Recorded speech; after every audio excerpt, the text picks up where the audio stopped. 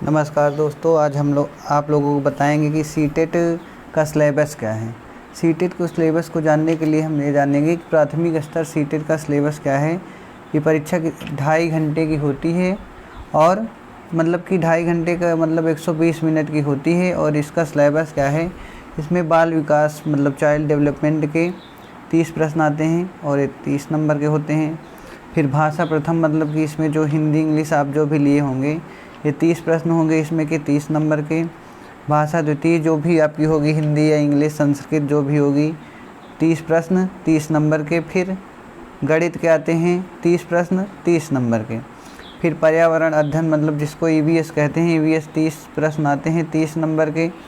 कुल मिला के प्रश्नों की संख्या हो गई 150 और अंकों की संख्या कितनी हो गई 150। मतलब कि 150 प्रश्न हमको 150 मिनट में करने होते हैं।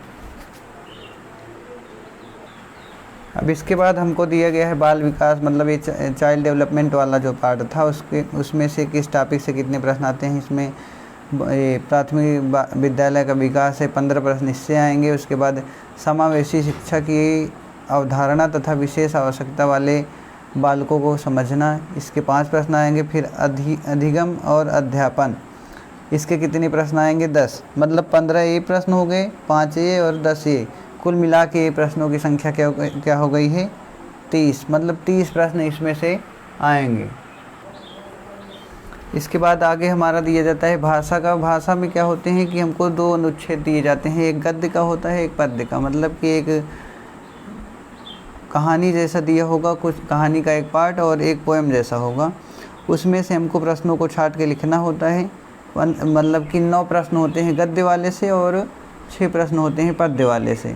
उसमें से हमको प्रश्न पूछा गया होता है, उसी को पढ़ के उत्तर देना होता है, ये आसान होता है। इसके बाद इसमें है भाषा विकास का अध्यापन। इसका मतलब क्या होता है कि इसमें उस भाषा से संबंधित बच्चों में कैसे विकास किया जाए उसके बारे में पूछा जाता है। उसके बाद दूसरा प्रश्न है जो हमारा मतलब दूसरा भाग है इसका, इसमें दूसरी लैंग्वेज हम चूज किए होते हैं, जैसे अंग्रेजी हो गया, संस्कृत हो गया, तो उसमें भी वही होगा कि प्रोज होगा पोएट्री, उसमें भी क्या करेंगे प्रश्नों का उत्तर देना होता है।